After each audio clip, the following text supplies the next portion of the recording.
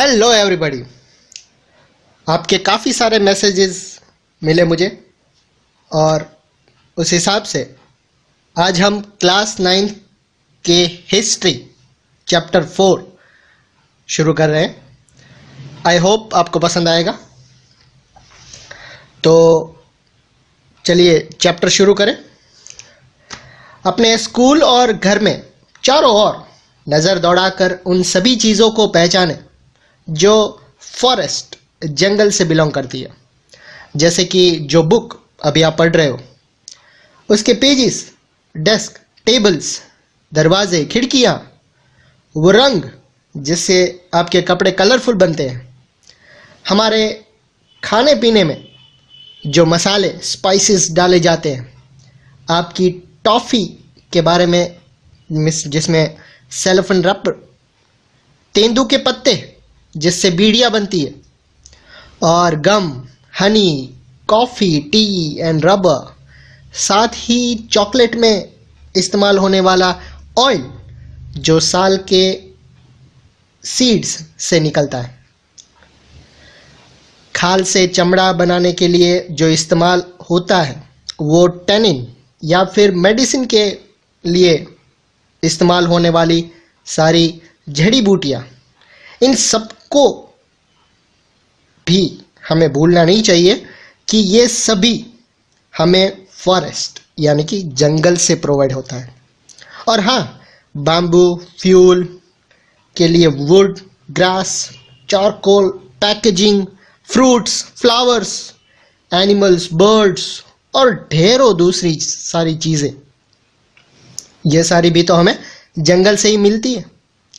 Amazon या western घाट के जंगलों के एक ही पार्ट में प्लांट की 500 अलग अलग स्पीसीज आपको देखने को मिलती है। ये डाइवर्सिटी बहुत तेज़ी से डिसअपियर, ख़त्म होती जा रही है। इंडस्ट्रियलाइजेशन के पीरियड में यानी 1700 से 1995 के बीच 13.9 मिलियन स्क्वायर किलोमीटर यानी कि 139 लाख स्क्वायर किलोमीटर जंगल यानी कि दुनिया के टोटल एरिया का 9.3% हिस्सा एरिया इंडस्ट्रियल यूजेस, खेती बाड़ी, पेस्चर्स और फ्यूल वुड के लिए साफ कर दिया गया। ये फिगर एक में आप देख सकते हैं कि एक छत्तीसगढ़ का साल फॉरेस्ट है। बहुत ही डेंस फॉरेस्ट होने की वजह से फॉरेस्ट का जो फ्लोर है, जो जंगल की सतह, वहाँ तक सूरज की रोशनी यहाँ कम ही पहुँच पाती है। इस पिक्चर में आप प्लांट्स के और ट्रीज़ के अलग अलग हाइट्स और शेप्स और स्पीसीज भी आप देख सकते हैं। तो पहला पॉइंट शुरू करते हैं। अब इस चैप्टर का पहला पॉइंट ये है कि वाई डिफॉरेस्टेशन, यानी कि जंगलों का विनाश क्यों। The disappearance of forest is referred to as deforestation. Commonly अगर देखा जाए तो जंगलों को जो काटा जाता है उसे डिफॉरेस्टेशन कहा जाता है। डिफॉरेस्टेशन ये कोई नई बात नहीं है, नई प्रॉब्लम नहीं है हमारे लिए। वैसे तो ये प्रोसेस कई सदियों से चली आ रही है, लेकिन कॉलोनियल रूल के दौरान ये ज़्यादा सिस्टमेटिक और ज़्यादा बड़ा बन गया था। तो चलिए इंडिया में डिफॉरेस्टेशन के कुछ कॉजेस, कुछ कारण के ऊपर हम बात करते हैं।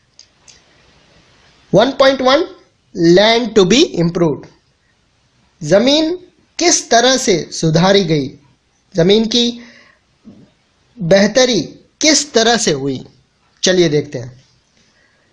सन 1600 में इंडिया के कुल लैंड मास के लगभग 1/6 यानी कि छठे हिस्से पर खेती बाड़ी होती थी। आज ये आंकड़े बढ़कर आधे हो गए हैं। इन सेंचुरीज के दौरान जैसे जैसे पॉपुलेशन बढ़ती गई और खाने की मांग, फूड की भी डिमांड बढ़ती गई, वैसे वैसे किसान भी जंगलों को साफ करके खेतीबाड़ी की बाउंड्रीज बढ़ाते गए। कॉलोनियल रूल के दौरान खेतीबाड़ी में तेजी से फैलाव आया। यहाँ फिगर 2 में आप देख सकते हैं, एक पेंटिंग दिखाई गई है जो जॉन डॉसन ने बनाई है।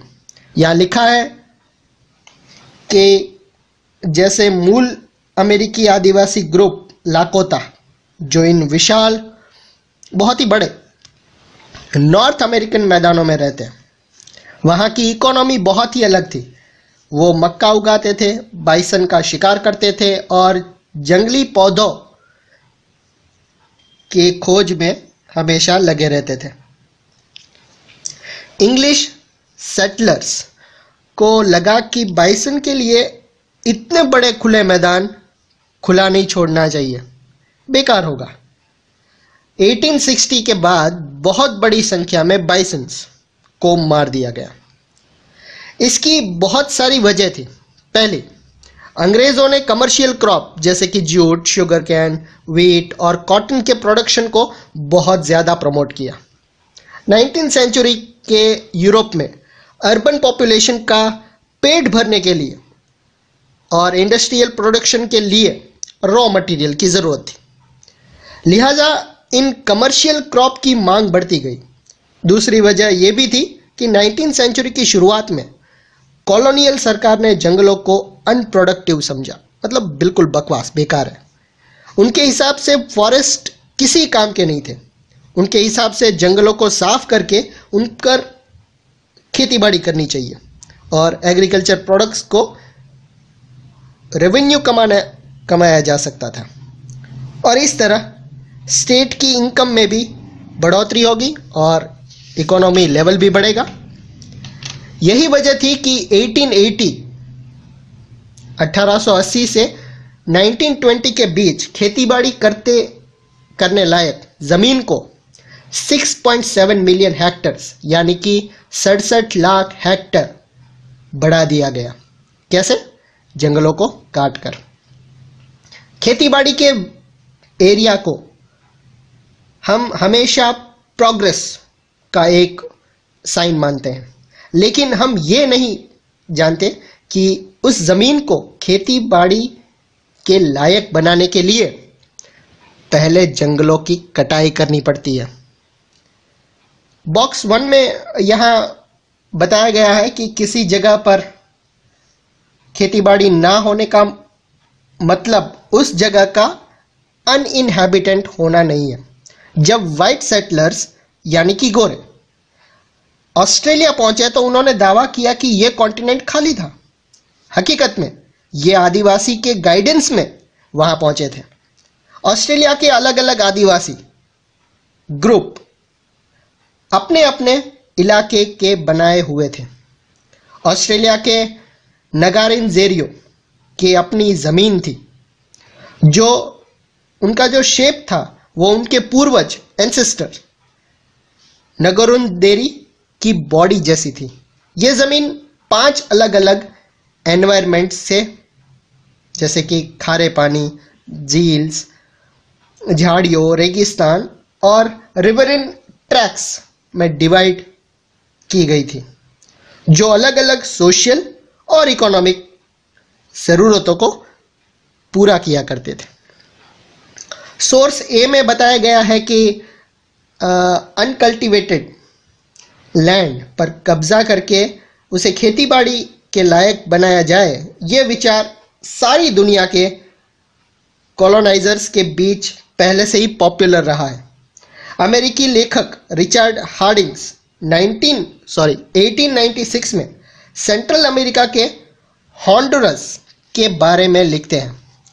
आज इससे बढ़कर इंटरेस्टिंग क्वेश्चन कुछ और नहीं होगा, हो ही नहीं सकता कि दुनिया की अनइम्प्रूव्ड ऐसे ही पड़ी हुई ज़मीनों का क्या किया जाए। क्या इसे उस महान शक्ति, ग्रेट पावर के हाथों में जाना चाहिए जो इसको बदलने की इच्छा रखती है, या कि उसे उसके ओरिजिनल ओनर के हाथों में रहना देना चाहिए जो इसकी वैल्यू को नहीं समझ सकता। ये सेंट्रल अमेरिकन्स उस सेमी बार्बियंस गैंग्स की तरह है, जो ना तो घर का उपयोग कर सकते हैं और ना ही उसमें आराम कर सकते हैं। 3 साल बाद अमेरिकियों ने यूनाइटेड फ्रूट कंपनी बनाई और बड़े पैमाने में बनानास यानी कि केले उगाना शुरू कर दिया।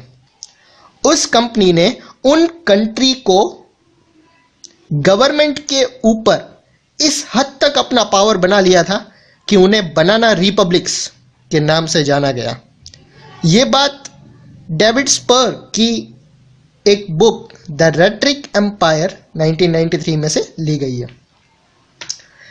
1.2 शुरू करते हैं। स्लीपर्स ऑन द ट्रैक्स, बहुत ही इंटरेस्टिंग टॉपिक है स्टूडेंट्स, ध्यान से पढ़िएगा, आपको बहुत मजा आएगा। स्लीपर्स ऑन द ट्रैक्स, पटरी पर स्लीपर्स। स्लीपर ये पहनने वाले चप्पल की बात नहीं है, स्लीपर्स।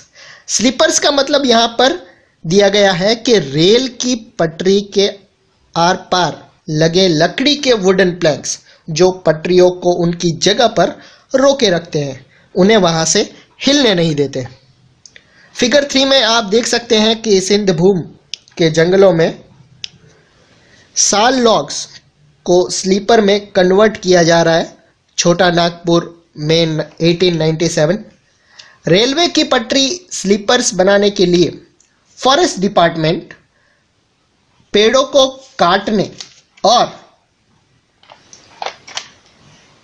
उनसे स्मूथ प्लैंक्स मतलब पटरियां बनाने के लिए तो आदिवासियों को हायर किया करता था, लेकिन उनको अपने घर बनाने के लिए उन पेड़ों को काटने की इजाजत बिल्कुल नहीं थी।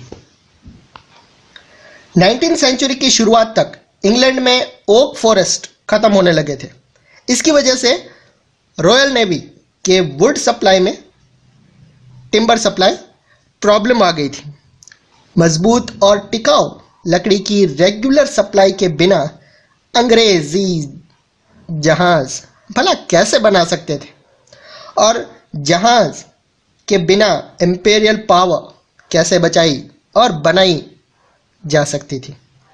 1820 के दौरान खोजकर्ता सर्च पार्टीज इंडिया के फॉरेस्ट रिसोर्सेज के बारे में जानने के लिए भेजे गए। एक डेकेड के अंदर ही बड़े पैमाने पर पेड़ काटे जाने लगे और बहुत ही ज्यादा लकड़ी का इंडिया से एक्सपोर्ट होने लगा। 1850 के दौरान रेलवे लाइन को फैलाने लकड़ी के लिए एक नई तरह की डिमांड आ गई थी। इंपीरियल ट्रूप्स मतलब शाही सेना के आने जाने और कॉलोनियल ट्रेड व्यापार के लिए रेलवे लाइन बहुत ज़रूरी थी। इंजन को चलाने के लिए फ्यूल के तौर पर और पटरियों को ट्रैक्स को जोड़ने के लिए स्लीपर्स के रूप में लकड़ी की भारी ज़रूरत थी। 1 माइल 1 मील यानी लगभग 1.6 किलोमीटर रेल की पटरी के लिए 1760 से 2000 तक स्लीपर्स की ज़रूरत पड़ती थी। मतलब 1.5 किलोमीटर रेलवे ट्रैक बनाने के लिए 2000 स्लीपर्स वुडन प्लैंक्स की ज़रूरत पड़ती थी। इंडिया में रेलवे लाइन को नेटवर्क 1860 से तेजी से फैला गया।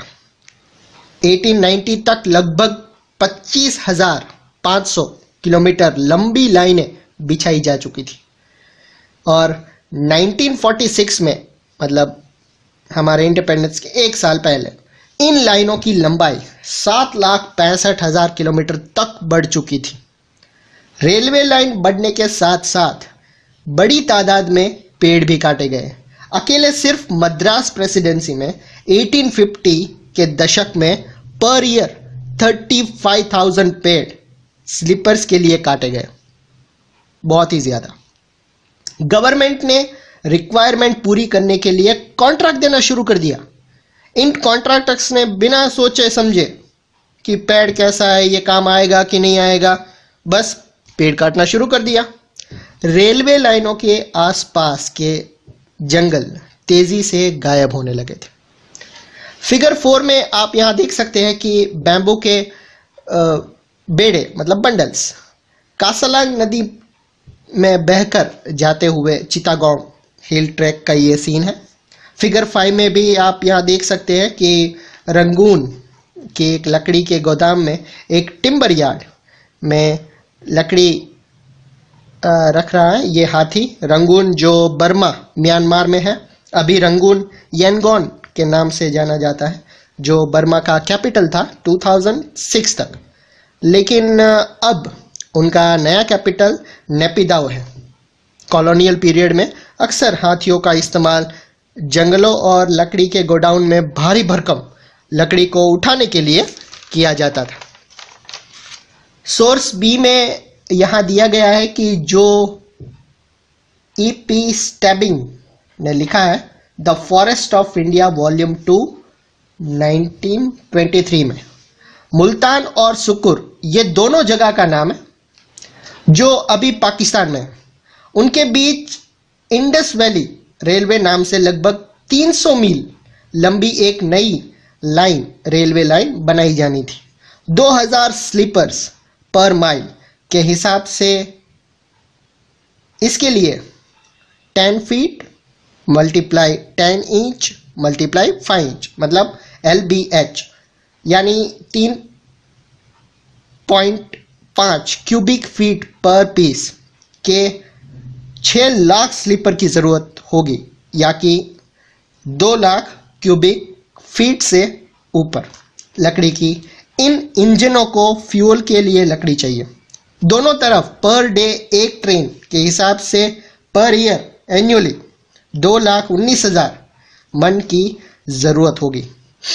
इसके अलावा ईंटों की भी ज़रूरत होगी, फ्यूल की ज़रूरत होगी। स्लीपर्स ज़्यादातर सिंध के जंगलों से आया करेंगे। यह फ्यूल सिंध और पंजाब के टैमरिस्क और झांड के जंगलों से लिया जाना था। दूसरी नई line northern state railway Lahore से मुल्तान तक थी। आंकड़ों के हिसाब से इसके लिए 22 लाख स्लीपर्स की ज़रूरत थी। यहाँ पर एक इंटरेस्टिंग एक्टिविटी भी दी गई है। 1 मील लंबी रेल की पटरी के लिए 1760 से 2000 तक स्लीपर्स की ज़रूरत थी। अगर 3 मीटर लंबी बड़ी लाइन की पटरी बिछाने के लिए एक एवरेज साइज पेड़ से 3 से 5 स्लीपर्स बन सकते हैं। तो हिसाब लगाकर बताइए कि 1 मील यानी कि 1 माइल लंबी पटरी बिछाने के लिए कितने पेड़ काटने पड़ेंगे। उस हिसाब से अगर हम देखें तो 1 माइल बनाने के लिए 2000 स्लीपर्स ले लेते हैं और एक पेड़ से 3 स्लीपर्स बनेंगे। उस हिसाब से 1 माइल रेलवे ट्रैक्स बनाने के लिए कम से कम 666 पेड़ काटने पड़ेंगे। और आप सोचिए 1946 तक रेलवे लाइंस 7,65,000 किलोमीटर तक फैलाई गई थी। तो उस हिसाब से 4,78,125 माइल। और हमने देखा कि 1 माइल बनाने के लिए 666 पेड़ काटने पड़ेंगे।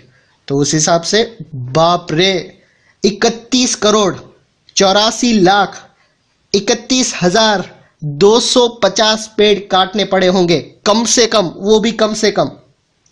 फिगर 6 में आप देख सकते हैं कि फ्यूल बोर्ड इकट्ठा करके घर को जो लौट रही है वो औरतें दिखाई है। फिगर 7 में वुडन लॉग्स से भरा हुआ ट्रक दिखाया गया है। लॉग्स काटने के लिए किसी भी एरिया को डिसाइड करने से पहले फॉरेस्ट डिपार्टमेंट रोड को चौड़ी बनाते थे जिससे ट्रक्स का आना जाना इजीली हो सके। जंगलों के उन रास्तों से उसकी कंपैरिजन करें जिनसे होकर लॉग्स, फ्यूल वुड और दूसरे माइनर फॉरेस्ट प्रोडक्ट इकट्ठा करने के लिए जाया करते थे। ऐसे कई सारे ट्रक लकड़ियां भर भर के जंगलों से बड़े शहरों की ओर जाते थे। 1.3 शुरू करते हैं। प्लांटेशंस। यूरोप में चाय, कॉफी और रबर की बढ़ती हुई डिमांड को पूरा करने के लिए इन चीजों के बागीचे बनाने और इनके लिए नेचुरल फॉरेस्ट का एक बहुत बड़ा हिस्सा साफ कर दिया गया। कॉलोनियल गवर्नमेंट ने जंगलों को अपने कब्जे में लेकर उनका बहुत बड़ा हिस्सा बहुत ही चीप रेट्स पर यूरोपियन प्लांटर्स को दे दिया। इन इलाकों की बाड़ाबंदी, फेंसिंग करके जंगलों को साफ कर दिया गया और चाय कॉफी की खेती की जाने लगी।